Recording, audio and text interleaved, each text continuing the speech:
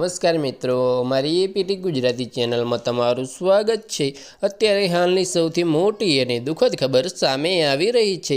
બબીતાજીએ તારક મહેતા છોડવા અંગ સફતા કરી। તો આની વિગતવાર વાત કરવામાં આવે તો તારક મહેતા કા ઉલ્ટા ચશ્મા શોમાં બબીતાજીનું પાત્ર ભજવતી મુનમુન દત્તા શો છોડી રહી હોવાની અફવાઓ પર તેને પૂર્ણ વિરામ મૂક્યો છે।